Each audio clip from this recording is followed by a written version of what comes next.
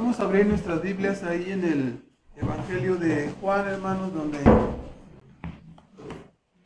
estamos ahorita.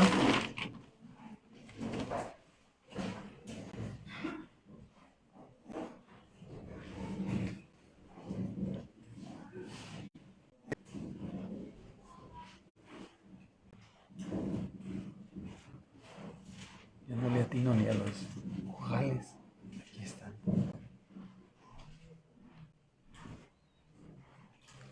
Recordaremos que la vez anterior estuvimos estudiando la introducción, los primeros 3 versículos, recordando que ahí hemos visto que Cristo es el verbo de Dios, el verbo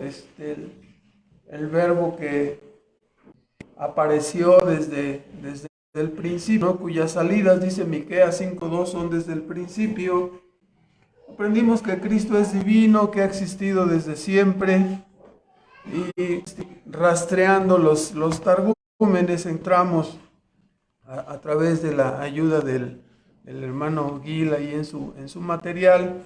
Nos dimos cuenta que el verbo, la palabra, aparece muchas veces en los textos del Antiguo Testamento, y es a este verbo que el apóstol Juan hace alusión aquí en el versículo primero. En el principio era el verbo.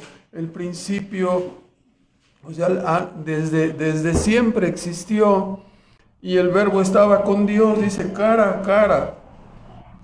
El verbo era Dios, ¿no? Cristo era Dios. La declaración inequívoca en el griego es que el verbo, el logos, era Theos, ¿no? El logos era Dios. Entonces, este palabra verbo no se refiere, como estudiamos la semana anterior, a los términos que usaba Filón, ese filósofo judío que trató de hacer una unión, un sincretismo entre el platonismo y el cristianismo, ¿verdad? Y tiene esta palabra verbo, pero es diferente, ¿no? Vimos también que Cristo es eterno, que es el creador y el sustentador de nuestro mundo, y que la materia fue creada, ¿no? Porque a veces dicen, no, pues qué chiste, ya Dios llegó y estaba la materia ahí, la tomó y formó las cosas. O sea, la materia es creada, ¿no? No existe desde siempre, y no es eterna. Solamente Dios es eterno, solamente Dios es autoexistente y autosuficiente.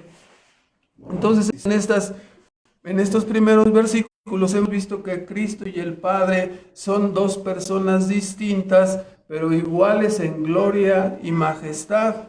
Y esto nos lleva a recordar, en esta parte vamos a emplear un poco de tiempo, a recordar que tenemos un solo Dios, y ese Dios subsiste en 3 personas.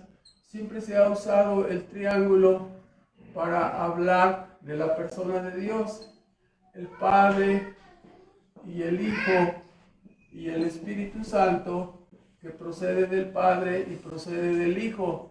Las 3 personas son divinas, ¿sí? Las 3 personas comparten lo que llamaríamos la naturaleza divina, o los atributos que hacen que la persona sea Dios mismo, ¿no? Entonces, nuestro Dios es uno solo, pero subsiste en 3 personas.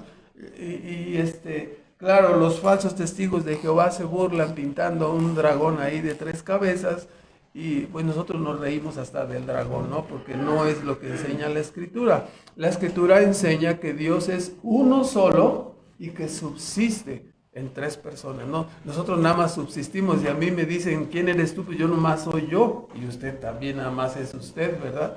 Ya cuando alguien subsiste en más de una persona, lo llevan al manicomio, ¿no? Porque ya es una persona que está trastornada. No es el caso. Dios subsiste en 3 personas. Entonces, vemos, por ejemplo, que dice que en el principio era el verbo, y el verbo era con Dios, y el verbo era Dios. Pero si usted retrocede hasta el capítulo 1 de Génesis, en el versículo 2, nos damos cuenta, alguien diría, bueno, pues el Padre es divino y el Hijo es divino, pero ¿de dónde saca el Espíritu? Dice en el versículo 2 que y la tierra estaba desordenada y vacía y las tinieblas estaban sobre la faz del abismo y el Espíritu de Dios se movía sobre la faz de las aguas, ¿verdad? O sea, no eran dos personas, eran tres personas, no es lo que estamos diciendo. Es un solo Dios, un solo Dios, un solo Dios, pero ese Dios subsiste en tres personas, el Padre, el Hijo y el Espíritu Santo, ¿no? Eso es lo que nos enseña la Escritura. El Dios que creó los cielos y la tierra se revela de esta manera en la Biblia. Entonces, nos dice, por ejemplo, la Escritura, abundando un poquito en este asunto del Espíritu, vaya por favor ahí al libro de Job, y nos dice, porque vemos que el Hijo es creador y que Él creó todas las cosas y todas las cosas por Él subsisten. Y nos dice Job en el versículo 13 del capítulo 26 que el Espíritu Santo, vea 26:13, su Espíritu, dice, adornó los cielos. Ahí lo vamos a cortar nada más, nos habla de que es el Espíritu el que adorna los cielos, que pone las estrellas, que coloca lo que conocemos como, ¿cómo se llaman estas cosas que se forman? Bueno, las diferentes formaciones de las estrellas. Él hace el Espíritu ordenó y adornó los cielos, ¿no? Con las estrellas. El Salmo 104 también nos indica, en el versículo número 30, que es el Espíritu Santo también como creador y el que renueva continuamente la faz de la tierra. A través de la obra del Espíritu Santo, nuestra tierra es renovada, se hace productiva, y es así que nosotros podemos vivir, ¿no? El Espíritu Santo posee todos los atributos divinos, dice Mateo 1,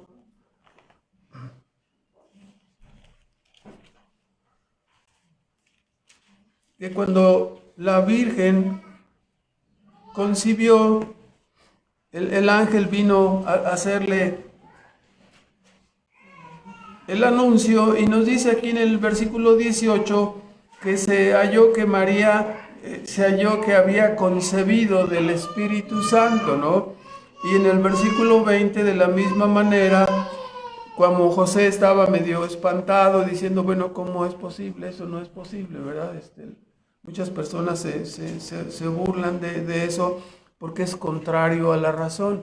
Normalmente una persona procrea juntándose con su pareja y entonces tienen un bebé, pero que venga un hijo así nada más, no es factible, a menos que sea realizado un milagro, ¿no? Un milagro para el cual se requiere el todopoder, es el mismo todopoder que se requiere para crear las cosas de la nada. Y el Espíritu Santo creó, ¿sí?, el cuerpo, ¿no?, en el cual se había de encarnar el Verbo. Esto es lo que nos dice.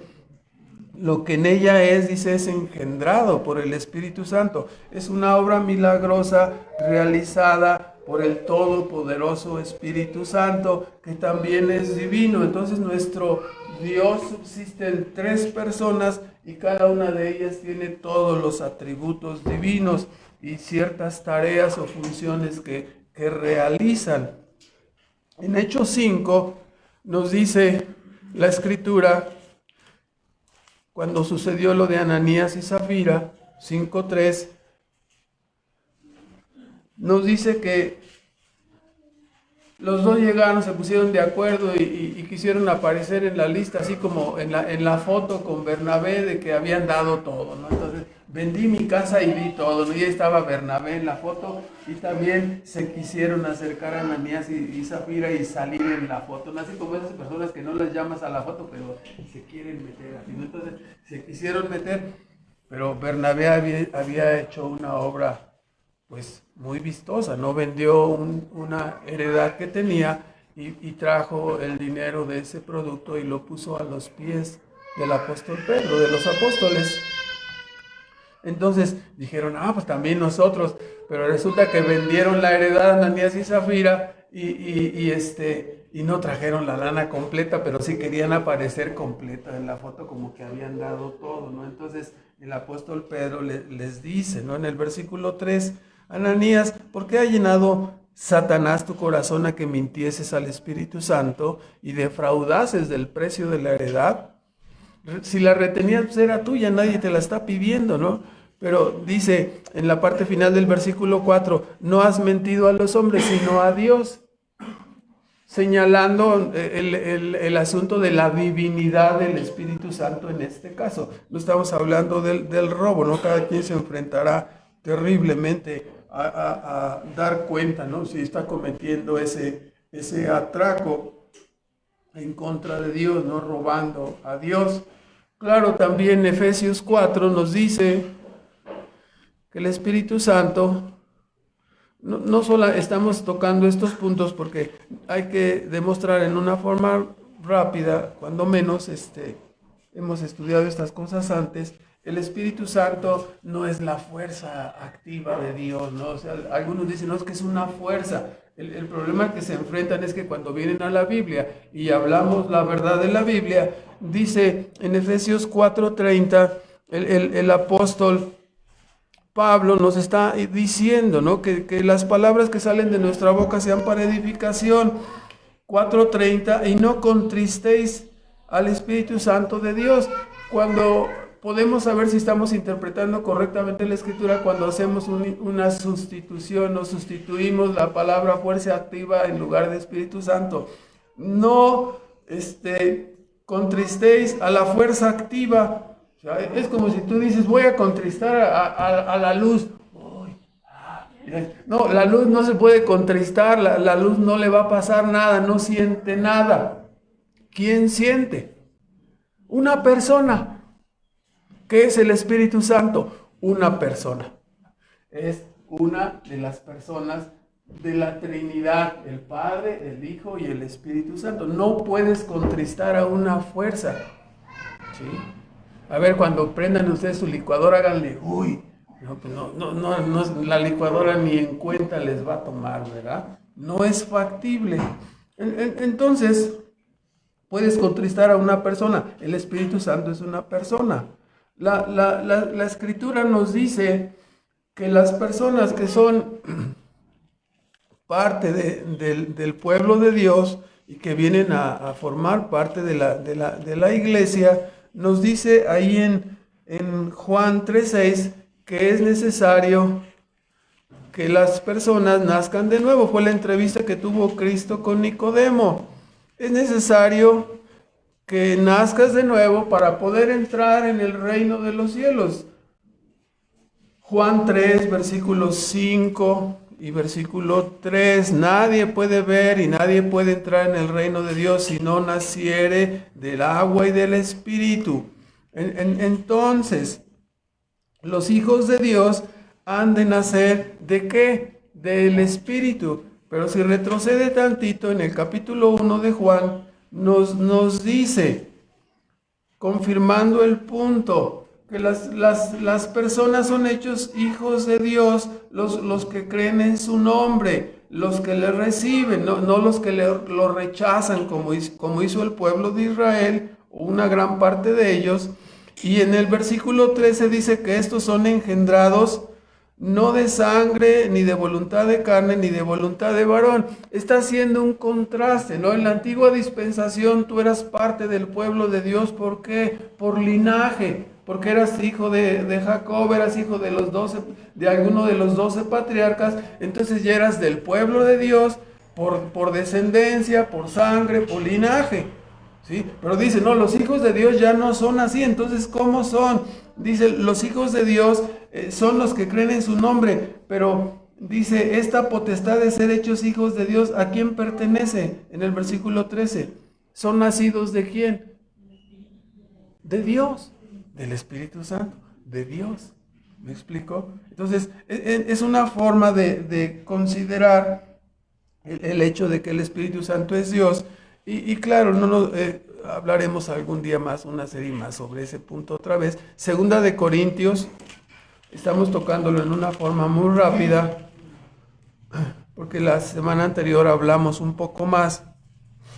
Algunas personas, no especialmente los falsos testigos de Jehová, andan ahí molestando en las casas, en las puertas, tocando y tratando de forzar a las personas para que pertenezcan a su secta.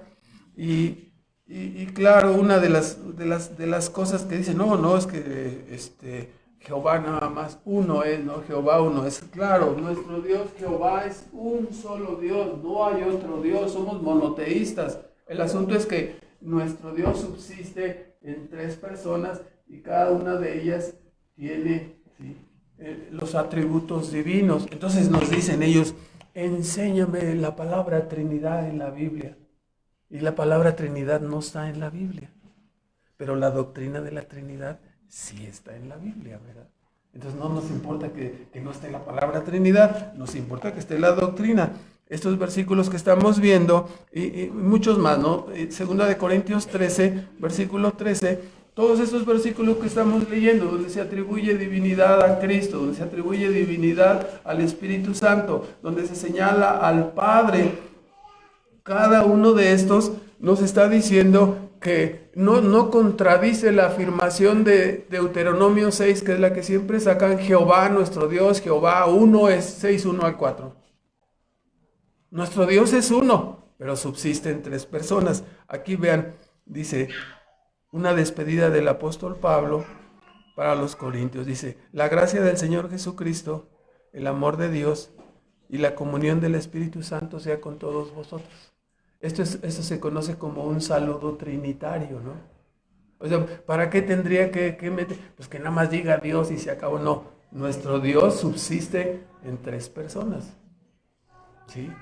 Cuando nosotros vemos, por ejemplo, cuando nosotros vemos la realización de la redención, la Biblia nos dice, ¿no?, en una forma resumida, que el Padre escogió desde antes de la fundación del mundo a los que habían de ser salvos. Luego nos dice la Escritura, en Mateo 20, 28, nos dice que el Hijo vino a morir por su pueblo. Y luego después en la Escritura nos dice en Efesios 1, 12 y 13 que el Espíritu Santo, ¿sí?, aplica esta redención de Cristo a cada uno de sus escogidos, a cada uno de sus hijos. Entonces, usted puede ver que no hay ninguna equivocación, ¿no? La Escritura nos dice que el Espíritu Santo va aplicando la redención, regenerando y salvando a todos los que el Padre escogió, a todos aquellos por los cuales Cristo murió en la cruz. Y nos dice que lo está haciendo, Efesios capítulo 2 y versículo 21, diciéndonos que la iglesia viene a ser un templo. O sea, cada uno de los creyentes, por eso la adoración ha cambiado, ¿no? Ya no adoramos sacrificando corderos, ya no adoramos bajo ritos del Antiguo Testamento, ahora adoramos bajo un régimen nuevo. Es una adoración espiritual, dice en el versículo 21, en el cual, compaginado todo el edificio, va creciendo para ser, o sea, cada creyente está siendo salvado y añadido, ¿no?, como una piedra viva que forma un templo y va creciendo para ser un templo en el Señor, en el cual vosotros también sois juntamente edificados. ¿Quién mora en ese templo? Para morada de Dios en espíritu, nos está diciendo la Escritura. Entonces, no hay ninguna equivocación, ¿no? El Espíritu Santo es Dios, viene a morar aquí con nosotros, ¿no? Entonces, tendríamos que decir cuántas equivocaciones, ¿no? A menos que entendamos que no son equivocaciones, sino que nuestro Dios es uno y que subsiste en tres personas: el Padre, el Hijo y el Espíritu Santo. Y esta es la razón, dos versículos más en esta parte, Génesis 1:26. Esta es la razón por la cual la Escritura usa para referirse a Dios, o cuando Dios habla, por ejemplo, cuando Dios creó al hombre, dice, hagamos al hombre a nuestra imagen, conforme a nuestra semejanza. ¿Por qué dice hagamos? ¿Sí? Si nosotros somos tres y yo digo hago, no puedo decir hago. ¿Por qué no puedo decir hago? Porque somos una pluralidad. Entonces Dios dice que el Jehová dice hagamos. ¿Por qué? Porque subsiste en una Trinidad. Por eso usa una palabra plural, hagamos. ¿A quién se dirigió? Al Padre, el Hijo, el Espíritu Santo, ¿no? En una perfecta comunión. También aparece en 28:19 en el Nuevo Testamento, cuando Cristo da la gran comisión y dice, vayan y hagan discípulos, prediquen el Evangelio en todas las naciones y hagan discípulos. Y luego utiliza una mezcla muy curiosa, no la misma mezcla curiosa, bautizándolos en el nombre. El nombre. ¿El nombre es singular o plural? ¿Es singular? ¿Es singular? ¿Sí? Y luego dice, en el nombre del Padre, del Hijo y del Espíritu Santo. O sea, es un solo Dios que subsiste en tres personas. Entonces, bueno, están ahí las explicaciones. Es un solo Dios, es el nombre, es singular, y este Dios subsiste en tres personas, ¿no? Ahora, vayamos otra vez a donde estábamos, a Juan, y vamos sobre el versículo 5. En el principio, el versículo 1, en el principio era el verbo, y el verbo era con Dios, cara a cara con Dios, y el verbo era Dios, ¿no? Y pensamos en nuestra mente, ¿no? Y el Espíritu de Dios se movía ahí al principio, ¿no? Este era en el principio con Dios. Todas las cosas por Él fueron hechas, y sin Él nada de lo que es hecho fue hecho. Cristo es el creador y sustentador, así es señalado. Ahora, vean lo que dice. En Él estaba la vida, y la vida era la luz de los hombres. Y la luz en las tinieblas resplandece, mas las tinieblas no la comprendieron, no la atraparon, no la apagaron, como vamos a ver ahorita. Entonces, Cristo es el verbo que crea y sustenta el universo. Entonces, la vida, ¿sí? Dice, en Él estaba la vida. La palabra usada ahí es la palabra griega zoe. Voy a borrar esta parte. Voy a borrar esta parte.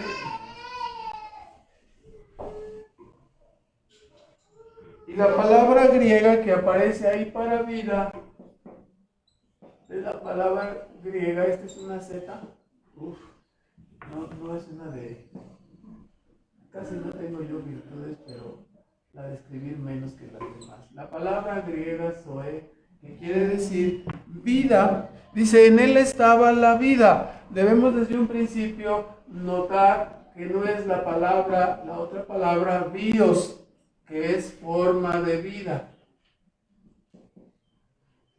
Estaba la vida en sentido espiritual pleno, completo, ¿no? Esta es la idea. En Él estaba la vida. Y si ustedes pueden notar en la primera carta de Juan, complementando el punto, dice el apóstol en su primera carta, dice lo que era desde el principio, lo que hemos oído, lo que hemos visto con nuestros ojos, lo que hemos mirado y palparon nuestras manos, tocante a quién. Ahora le llama el verbo de la vida. O sea, cuando nosotros decimos, bueno, ¿cómo comenzó la vida? O sea, eso parece, ya me estaba aburriendo esto, ¿no? De por qué me está explicando términos griegos. Porque son las preguntas que uno tiene que responderse. Cuando tú llegas aquí y empiezas a ser niño, empiezas a ver las cosas, a razonar, y piensas, bueno, a ver, ¿Quién es mi abuelo? ¿Y quién es el abuelo de mi abuelo, del abuelo? Hasta que llegas y de Adán, atrás de Adán, ¿quién está? No hay abuelo. Adán no tuvo abuelo. Él sí, verdaderamente no. Ni tampoco abuelita, ¿verdad? Entonces, él directamente, ¿qué nos dice? Que Dios lo creó. Dios, ¿sí? El Verbo le dio la vida a Adán. Entonces, cuando estamos hablando aquí en estos términos, Cristo es el Verbo de la vida. El Logos es Dios, el Logos es la vida, esa vida que andamos buscando y nos preguntamos cómo comenzó todo. ¿Cómo es que hay árboles frutales, hay plantas, hay verduras, hay animales, hay aves, hay peces? ¿Cómo es que vino esa vida, esas formas de vida, cómo vinieron? Cristo, que es el Verbo de vida, ¿sí?, creó todas estas formas de vida que existen en nuestro mundo. Así que Él es el Verbo de vida. No se trata entonces de bios, que significa una forma de vida, sino de que Cristo es el Verbo de vida, es el origen y la fuente, es el Verbo de Dios. Es la vida espiritual, la fuente de la vida detrás de lo físico, la inteligencia y el poder personales e infinitos detrás de la creación física. No estaban tan locos, ¿no?, los griegos, cuando pensaban que había una especie de dualismo. Hay un dualismo bíblico, como vamos a ver. Ahora, Cristo es pues la causa personal e infinita que dio origen a la vida que conocemos y a la vida que poseemos. Él es la esencia de la vida misma. ¿De dónde procede la vida? No, es que hubo una explosión. ¿Y quién trajo los explosivos? No, pues no sabemos, pero chocaron y bueno, ¿y quién chocó? ¿Quién manejaba de un lado y quién del otro? Llame usted aquí al 911 y diga, chocaron, ¿quién chocó? No, pues es un choque de titanes. ¿Quiénes son los titanes? No, pues solo llega. ¿Y quién los traía? Te van a colgar. ¿Me explico? Porque van a decir, no, este cuate está totalmente loco.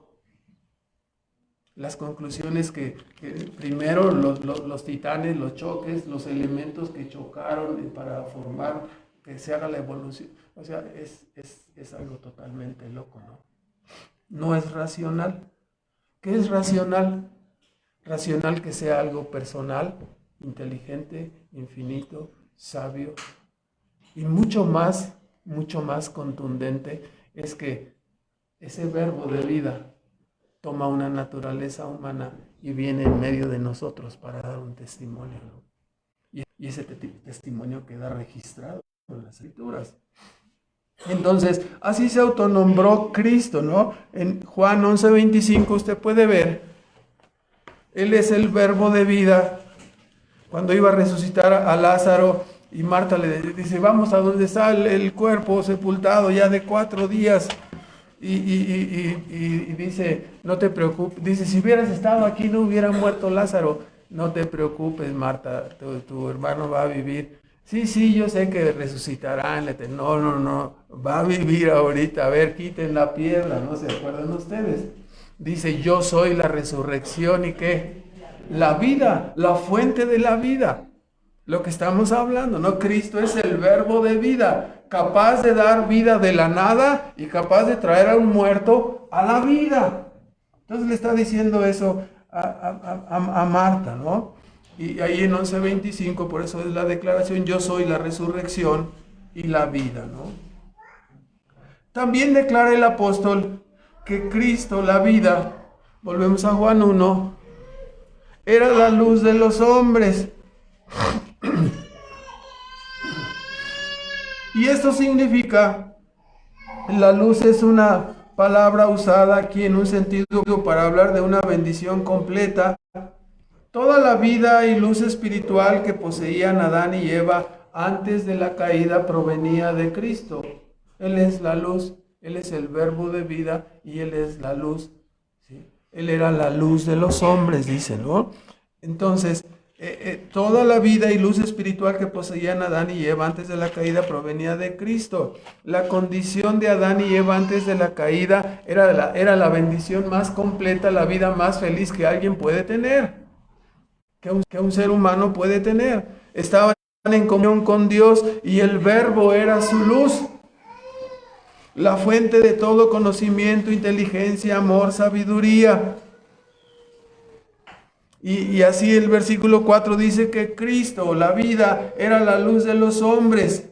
Y así de esta manera nos muestra el apóstol la relación de Logos con el hombre. Aún antes de ser encarnado, Cristo estaba señalado, ¿no?, para ser el mediador entre Dios y los hombres, ¿no? Antes de ser encarnado. Esto nos habla enteramente del proyecto divino. Por eso dice que sus salidas son desde el principio. Ese versículo me ha estado golpeando por varias semanas, ¿no? Miqueas 5:2. Sus salidas son desde el principio, desde el momento de la creación, desde que creó a los seres humanos y empezaron sus salidas, ¿no? Su relación con los hombres. Jehová apareciéndose a los hombres, hablando con ellos ahí en el Antiguo Testamento. Y entonces queda también en el 4, en él estaba la vida y Cristo era la luz de los hombres, toda bendición provenía de él. Y dice, y la luz en las tinieblas, aquí de repente aparecen las tinieblas. ¿Cómo se introdujeron las tinieblas? No está narrado aquí, está narrado en Génesis, ¿verdad?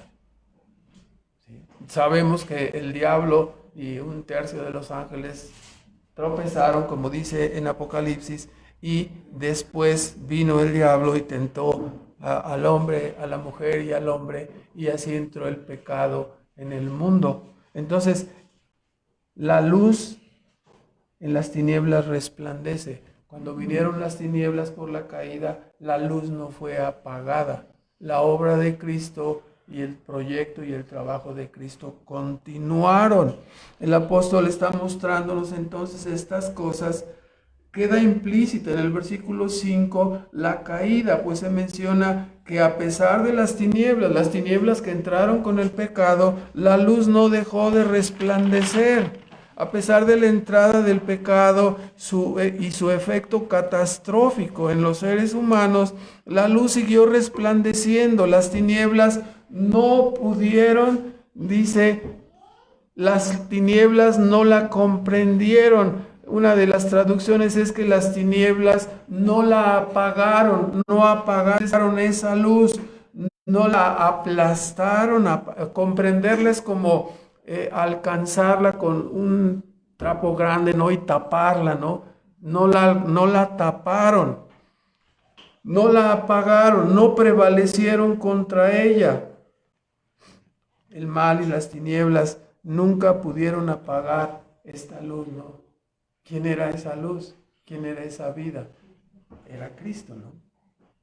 Ahora, el Logos siguió visitando la creación, como hemos dicho. Vea el texto que ya mencioné de antemano, Miqueas 5:2.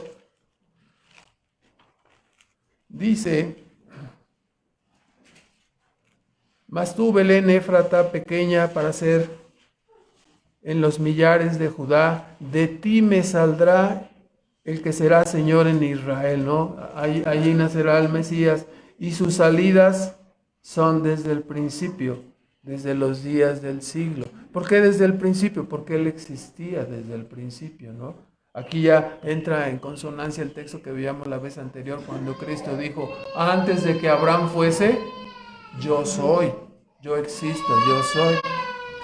Entonces, la negrura de las tinieblas, toda la idolatría y la degeneración prevaleciente, pudiera parecer que hundirían al mundo y se apagaría la única luz, ¿no?, en un predominio de tinieblas, hasta que nos dice Primera de Juan 1:2.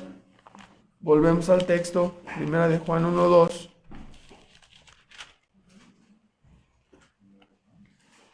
Primera de Juan, capítulo 1, versículo, cuando dice que lo que era desde el principio, lo que hemos visto, palparon nuestras manos tocante al verbo de vida. Y Juan vuelve a insistir, Hermanos, la mente de Juan era una mente brillante y él explica con unas palabras que nosotros podemos usarlas, pero nos llenan de gozo nuestra alma, nuestro corazón. Dice, porque la vida fue manifestada y vimos y testificamos y anunciamos aquella vida eterna, ¿sí?, la cual estaba con el Padre.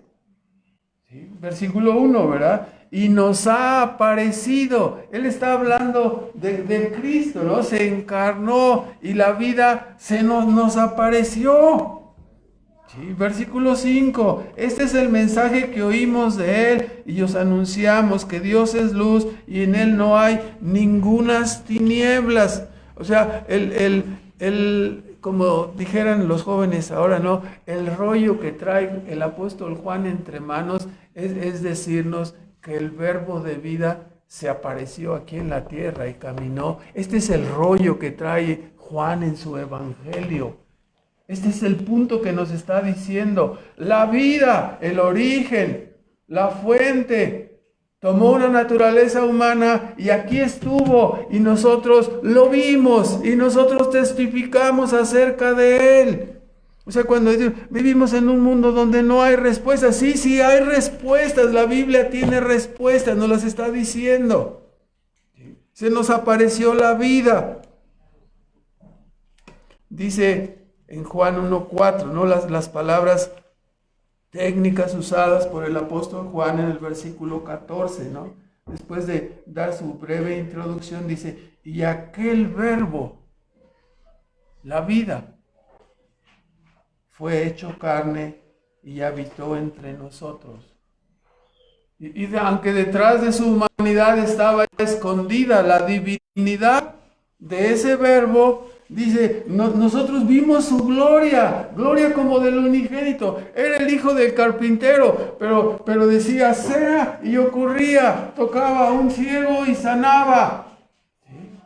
Decía, multiplíquense los panes y se multiplicaban. La vida se nos apareció.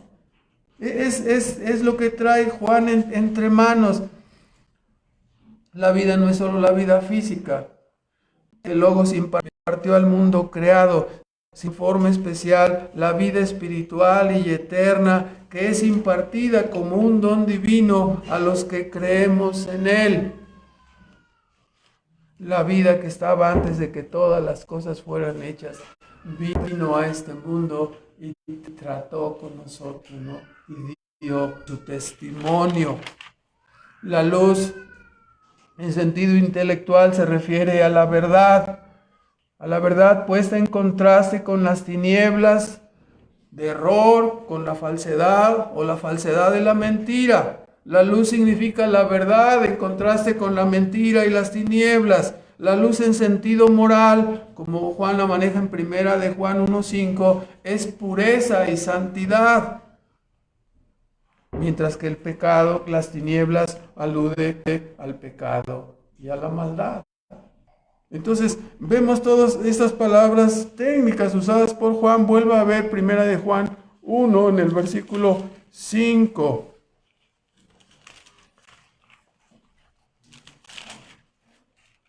Primera de Juan 1 en el versículo 5. Dios es luz.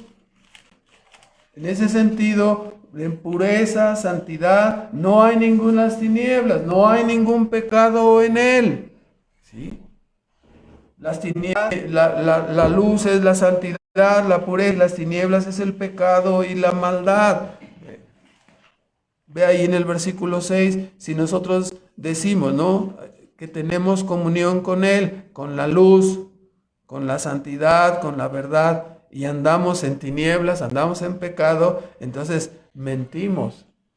No, las cosas no pueden ser así, la lógica estaría fallando. Regrese a Juan 3, el Evangelio de Juan 3 en el versículo 19. Esta es la condenación, que la luz vino al mundo y los hombres amaron más las tinieblas que la luz. La vida vino al mundo. Cuando nosotros estamos predicando el Evangelio y en la verdad, la vida otra vez está dando su testimonio. Cristo está dando su testimonio. Cuando los hombres rechazan el testimonio y la verdad de Cristo expresada en la palabra, explicada en la predicación, entonces los hombres están manifestando su rechazo a Dios, su rechazo al verbo de vida y su inclinación a aferrarse a las cosas pecaminosas y de maldad, ¿no? Entonces, tenemos aquí un enorme contraste, ¿no? El contraste es entre Satanás, el ángel caído, que es la cabeza, y el rey de las tinieblas. Vamos a poner aquí un pequeño bosquejo mientras ponemos en Efesios 2. Aquí vemos a Satanás como el rey de las tinieblas. Nos dice así en Efesios 2, en el versículo 2.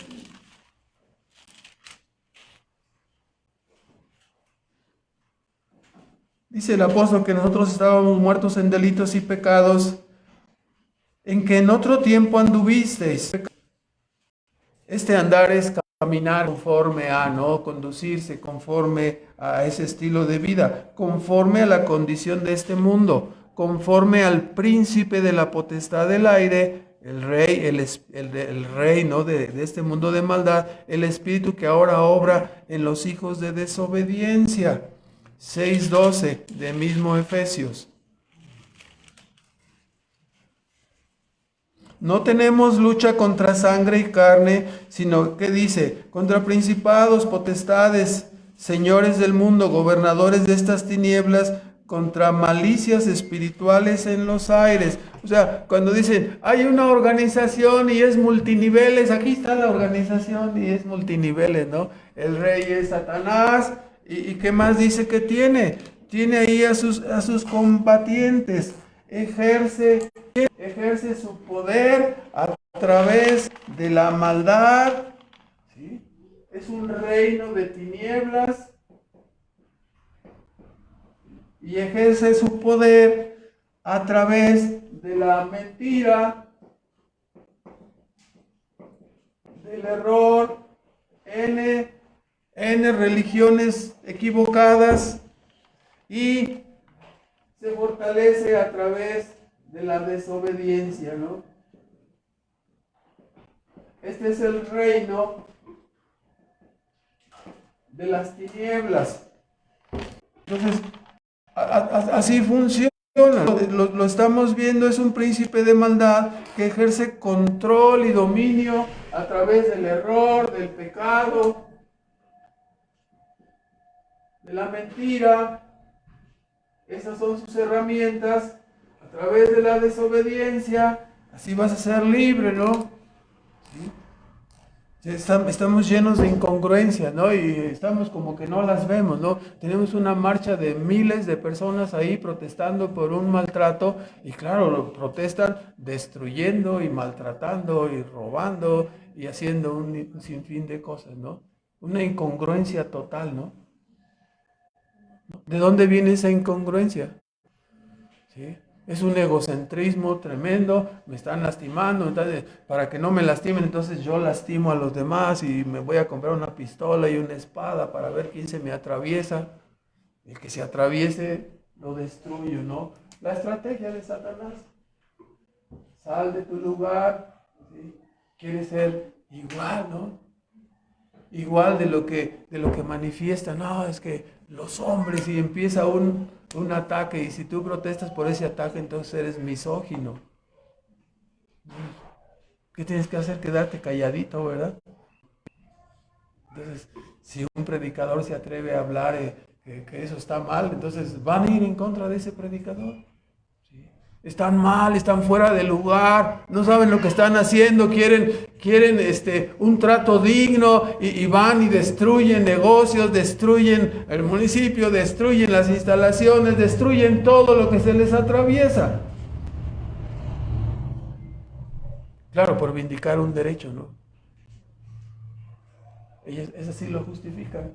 Es un reino, el de Satanás, ¿no? O sea, sobre todo los hombres y mujeres, ¿no? Fuera de la verdad. En contraste con este reino de engaño y de mentira, un reino de tinieblas, Cristo es el Logos.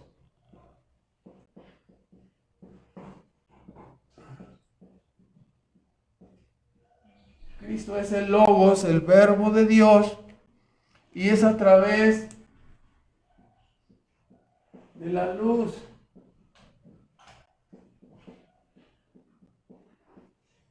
de la vida que él reina, a través de la verdad, en contraste con la mentira, ¿no? Este es lo que la Biblia es la verdad. Y claro, la felicidad llega a obtenerse a través de la obediencia, ¿no? A través de la santidad. Es un reino de justicia, es un reino de pureza, ¿no? Entonces, vea usted aquí el conflicto en nuestro mundo, ¿no? Aquí simplemente trazamos la división y podemos ubicar a cada una de las personas de este mundo en cualquiera de las dos posturas que existen. Entonces, hermanos, cuando el apóstol Juan, cuando vamos a ver ahorita también el testimonio del Bautista un poco, pero cuando el apóstol Juan está diciendo, debemos mirar ¿a quién? A Cristo.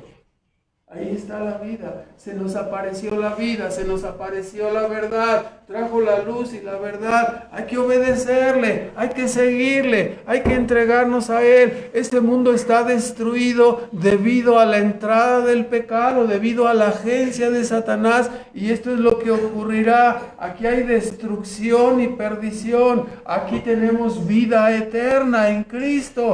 Entonces las personas son invitadas a través de la verdad, a través del testimonio de la verdad, a venir a Cristo, a mirar a Cristo, a confiar en Cristo. Dios existe, Dios no está silente, Dios no está callado. Ha dejado la verdad como testimonio para que los seres humanos miremos hacia Él y a través de Cristo seamos reconciliados y recuperemos el paraíso una vez perdido ahí en el jardín del Edén. Pero los hombres dicen, no, nosotros tenemos nuestro paraíso, este es nuestro paraíso, este es nuestro mundo, aquí nos moriremos, aquí viviremos, quiero vivir con las vitaminas XXX, voy a vivir y voy a cambiar mi hígado, mi cerebro, todo lo voy a cambiar y voy a vivir cientos de años, claro, en esta estrategia, ¿no? Una vida larga sin Dios. La verdadera vida se nos apareció, ¿no? Para corroborar todo lo que el Antiguo y el Nuevo Testamento nos señalan. Cristo vino. Es a Él al que debemos mirar para saber, para entender, para tener vida eterna. Es en Cristo en quien debemos creer y a quien debemos seguir. Dice la Escritura que Cristo prevaleció en contra de las tinieblas. ¿Sí? En Colosenses encontramos en esta perspectiva de esta guerra espiritual, de este conflicto espiritual, nos dice que cuando el diablo pensó que tomaba a Jesús y matándolo, ¿no?, de la forma más horrible que pudiera imaginarse, iba a terminar, ¿sí?, con la vida, ¿verdad? ¿Y qué sucedió? Dice Colosenses 2 en el versículo 15, que Cristo, ¿no?, colgado ahí en la cruz, ahí terminó con la cédula de ritos, dice 2:14, que nos era contraria y la quitó en medio y la enclavó en la cruz, ¿no? La condenación de nuestros pecados que la ley exigía sobre nosotros, la tomó sobre sí mismo para que todos los que creemos en Él seamos libres de culpa y seamos libres de esa condenación. Él la tomó en nuestro lugar, en el lugar de todos los que creemos. Y de esta manera, versículo 15, despojó a los principados y potestades Colosenses 2:15, sacólos a la vergüenza en público, triunfando sobre ellos en sí mismo, ahí en la cruz del Calvario, logrando destruir el imperio de Satanás. Y lo exhibió públicamente, ¿no?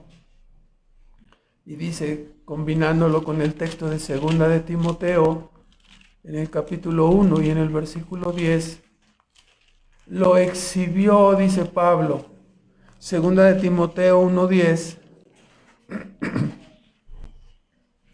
mas ahora la gracia de Dios, ¿no?, es manifestada por la aparición, no utiliza encarnación, pero es lo mismo, ¿no?, por la aparición de nuestro Salvador Jesucristo. La vida se apareció. ¿Y qué vino a hacer la vida? Dice, quitó la muerte y sacó a la luz la vida y la inmortalidad por el Evangelio. En este triunfo será corroborado por Dios en la segunda venida de Cristo, cuando vendrá a poner en forma eficaz, en forma efectiva, a todos sus enemigos por estrado de sus pies. Los hombres ahora continúan viviendo en su vida pecaminosa, sirviendo a Satanás aún sin saberlo y viviendo apartados de Dios, de Cristo, de su evangelio, de la vida, de la verdad, y no les importa. Y todavía te dicen, si tú les predicas, te dicen, ¿y qué? ¿Y qué? Yo soy así. Y siguen viviendo, ¿no? Y siguen disfrutando del aire, del sol, de los alimentos. Vendrá un día, ¿no?, en la segunda venida de Cristo, cuando todo eso terminará. Y todos aquellos rebeldes en contra del reino de Dios, en contra del Verbo que ha venido a dar testimonio, serán echados en la condenación, separados para siempre, eternamente, y echados en un lugar de condenación. La vida tiene propósito, la vida tiene sentido, la vida no se vive así como tú quieres. Si tu ídolo es Ricky Martin, rompe el póster de Ricky Martin, rompe sus discos, rompe toda la corriente de este mundo, porque eso te llevará a la condenación y a la destrucción de tu alma para siempre. Si quieres vivir como vive un hombre de verdad, si quieres vivir como es un hombre verdadero delante de Dios, debes vivir en forma semejante a Cristo. Debes parecerte a Él, debes amarle a Él, servir a Dios, entregarte a Él. Eso es lo que Cristo vino a decirnos, la verdad de la vida. Y hay algunos que dicen, es que no entiendo de qué se trata la vida. Ponte a leer la Biblia, ponte a leer los evangelios. Ven a escuchar la predicación de Cristo, ven a escuchar la predicación de la verdad. De otra manera vas a estar embotado y vas a estar lleno de un montón. No, hay tantas líneas de pensamiento y hay tantos locos que cada quien dice que tiene la razón, que yo mejor así me quedo. La verdad está aquí. Aquí está la verdad. La verdad vino personalmente a decirnos lo que está bien y lo que está mal. Cristo, la vida, se nos apareció y está registrado aquí. Es de lo que estamos hablando. ¿Por qué se tardan tanto? ¿Por qué hablan tanto de todas esas cosas? ¿Es tan importante? Sí. De esto depende nuestra eternidad con Dios o nuestra eternidad para siempre malditos, separados de Dios. Entonces, dice Primera de Juan. Ya no veo, va bien el reloj, sí, el que voy mal siempre soy yo, ¿verdad? Primera de Juan 3:8. Primera de Juan 3:8. El que hace pecado es el diablo, dice la Escritura. Porque el diablo peca desde el principio. Ahí está el origen del pecado, ¿no? Es el diablo. Él desobedeció, quiso ser como Dios. Pero para esto apareció el Hijo de Dios, para esto apareció el Verbo de vida, para deshacer las obras del diablo. La obra más maravillosa es la redención de Cristo, rescatando a una humanidad hundida en el pecado y sacándonos del lodo y trayéndonos para ser hijos eternos con Él para siempre, hijos de luz. Aquí vemos qué tan difícil, ¿no? Los padres que han padecido y han sufrido cuando sus hijos han tomado un sendero equivocado y los han tenido que llevar de anexo en anexo y los han tenido que llevar de un consejo en otro consejo porque están como endemoniados, ¿no? Viven como locos. Ellos no han querido tirar sus discos de Ricky Martin ni su filosofía de vida de haz lo que quieras, ¿no? Se la creyeron completamente y no sabemos cómo recuperarlos. ¿Sabe cómo recuperarlos? Es imposible, es imposible. A menos que el Verbo de vida los vuelva a tocar, a menos que el Verbo de vida hable a sus corazones, a menos que la verdad ilumine sus mentes y los saque de la tragedia y de la perdición en que están, para tener una esperanza viva de cielos nuevos y tierra nueva, un mundo de amor, un mundo de paz. Esto es lo que anuncia el Evangelio. No estamos locos, somos cuerdos. Como dijo Pablo, excelentísimo Festo, no estoy loco. Hablamos palabras de cordura y esperanzas firmes basadas en testimonios históricos, como el testimonio de Cristo en medio de nosotros, como el testimonio de Juan el Bautista. Juan el Bautista dice que fue enviado para predicar. Dios le envió. Versículos 6 al 8.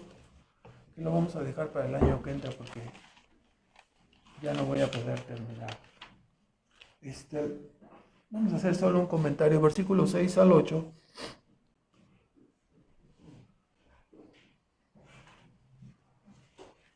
Del Evangelio de Juan. Hubo un hombre enviado de Dios, el cual se llamaba Juan, ahora es Juan el Bautista, ¿no? Este vino por testimonio, para que diese testimonio de la luz, para que todos creyesen por él. No era él la luz, Juan el Bautista no era la luz, sino vino para dar testimonio de la luz. ¿Quién era la luz? La luz era Cristo, ¿no? Ahora lo tenemos aquí, ¿no? Juan el Bautista era un predicador que vino a preparar el camino para el Señor de gloria. Y Juan el Bautista tuvo un ministerio fabuloso, ¿no? Le tocó profetizar acerca de la venida de Cristo y lo maravilloso, por eso es el mayor de los profetas. No solamente profetizó de Cristo, sino que tuvo el privilegio y el honor de mirarlo, de verlo, cosa que todos los profetas anteriores, vea usted a Jeremías, a Isaías, todos hablan del reino, pero Juan habló del rey del reino, profetizó acerca del rey del reino y tuve el honor y el privilegio sobre el cual veas descender el Espíritu Santo que viene a él. Dice, yo lo vi y el que me envió a predicar me dijo, sobre el que veas descender el Espíritu Santo, ese es el que bautiza con el Espíritu. Ese es el Verbo de vida. Y Juan tuvo el privilegio, Juan el Bautista, de mirarlo, ¿no? De verlo. Todos los profetas anteriores murieron sin mirarlo. Y Juan sí lo pudo ver, ¿no? Ahora vamos a hacer un aterrizaje aquí tipo helicóptero, porque ya no nos da ahorita para más. Entonces, y vamos a hacer algunos comentarios, ¿no? Breves, por supuesto. Ha de ser evidente, creo, para todos que nosotros creemos lo que la Biblia enseña, que Cristo es Dios. Le adoramos en espíritu y en verdad.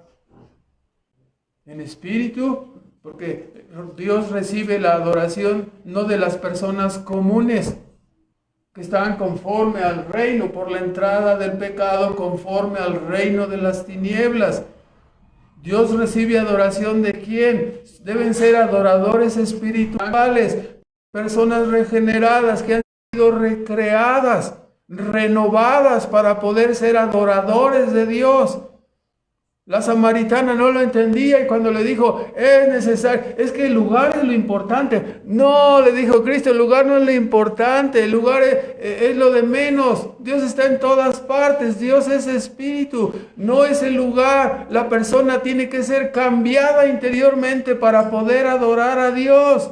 Es necesario que seas salvado, es necesario que seas regenerado, renacido, para ser un hijo de Dios y para que Dios te reciba como tal.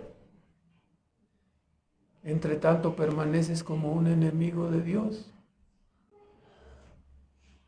Dios recibe esa adoración espiritual de sus adoradores en espíritu, ¿en qué? Y en la verdad. Las dos cosas esenciales para la adoración verdadera. Que seamos renovados, que seamos regenerados y que estemos ¿en qué? En la verdad. En la verdad de la palabra de Dios. No, pero espérate, es que yo voy a hacer unas ofrendas y voy a llevar una gran cantidad de cosas, tipos y figuras. Voy a hacer un sacrificio de 8,800 ovejas y sombras y figuras de lo que había de venir.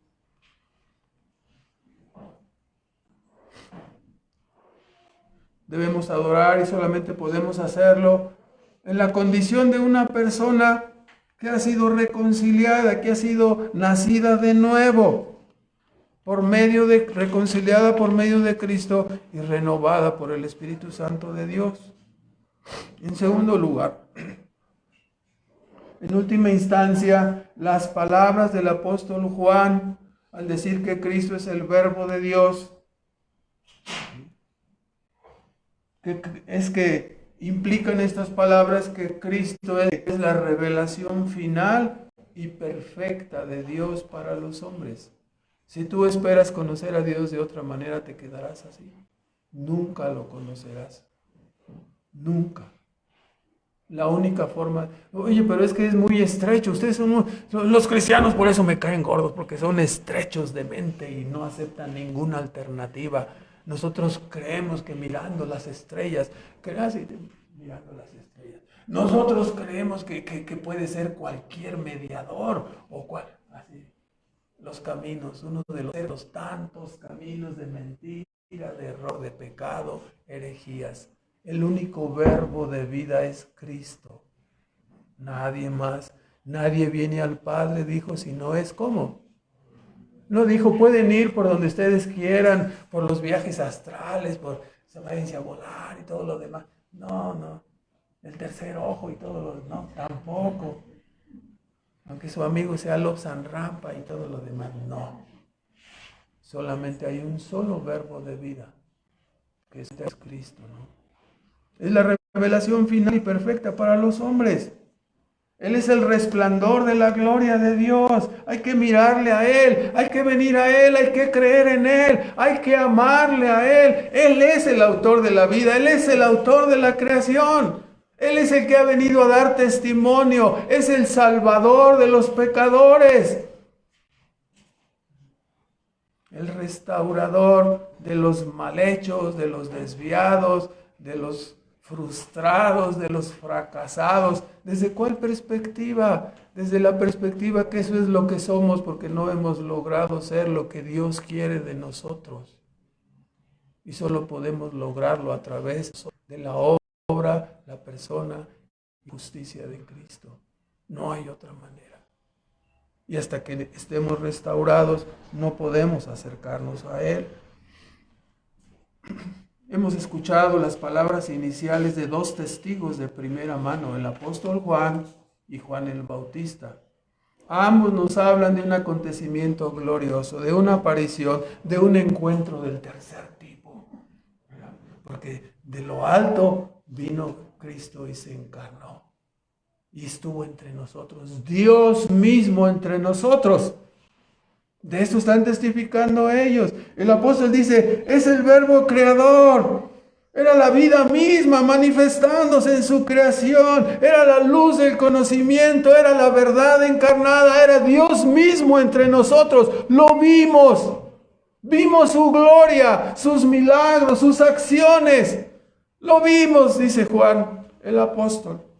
Y el Bautista dice, pues yo soy un testigo adicional. Yo fui mandado a predicar para la llegada de Cristo. Yo fui el albañil que tenía que enderezar el camino, no enderezar las calzadas, preparar la llegada. Porque el Señor viene a su templo, ¿no? Isaías 40, versículo 1 al 5. El Señor vendrá a su templo y ese Señor vino. Es Cristo, es el verbo de vida. El Señor estaba viniendo a su templo a salvar a los pecadores, a salvar lo que se había perdido. El Salvador de la raza humana caída, ¿no? El Salvador de todos los que creemos en Él. Su iglesia da el mismo testimonio hoy, ¿no? El mensaje que hemos recibido para entregar a los que están alrededor de nosotros. Que el Señor ha visitado a sus criaturas para salvar y restaurar lo que se había perdido. Mirad a Cristo, el Verbo de Dios. Mirad a Cristo y sed salvos todos los términos de la tierra, decía Isaías.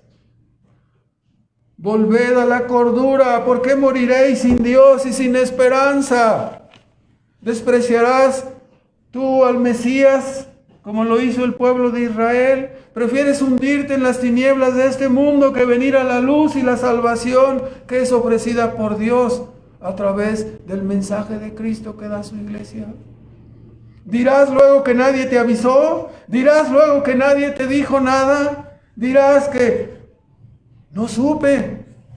Y no fuiste a un templo, nadie te invitó un día. No, sí fui. Y luego estaba bien aburrido. El pastor se tardó horas en llegar y luego horas en decir algunas cosas. Te decimos que Cristo es el Verbo de Dios, que Cristo es el mediador, que Cristo es el profeta de Dios, que Cristo es la luz y la verdad, que Cristo ha venido como príncipe de paz hoy. Pero al final vendrá otra vez para destruir a todos sus enemigos. Los testigos han hecho oír su voz hoy nuevamente. Los testigos han estirado sus brazos para sacarte de la corriente de este mundo caído, para librarte de la potestad de las tinieblas. Esa corriente de pecado y de mentira que te destruirá eternamente y ya no habrá compostura. Tu desvarío presente puede ser arreglado por medio del perdón de pecados y la reconciliación con Dios a través de Cristo. Tu locura puede ser perdonada hoy. Tu desvarío puede ser dejado de lado y reconciliarte con Dios por medio de Cristo. Pero la necedad y la resistencia te condenarán si no te vuelves ahora, que aún hay tiempo, ¿no? Oremos, hermanos. Nuestro Padre Celestial, te agradecemos por tu maravillosa salvación. Te agradecemos por la obra perfecta de salvación que hay en tu Hijo Jesucristo, el Verbo de vida, el único Salvador, manifestado y entregado a los hombres para que todo aquel que en Él cree no se pierda, Señor. Ayuda a nuestra incapacidad, Señor. Ayuda nuestra inhabilidad para llegarnos a ti, Señor. Sé misericordioso. Extiende tu mano de salvación, Señor, y toca los corazones de tus hijos para que se entreguen a ti, Señor, para que crean la verdad que tú has testificado en la historia y en este día, Señor, recordando el testimonio de tu apóstol Juan y de tu siervo Juan el Bautista, Señor. Bendice tu palabra y prospérala para lo que la has enviado, Señor. Te amamos y te bendecimos, Padre. Tú eres nuestro Dios, nuestro Salvador, nuestra vida, Señor. Te bendecimos en Cristo Jesús. Amén.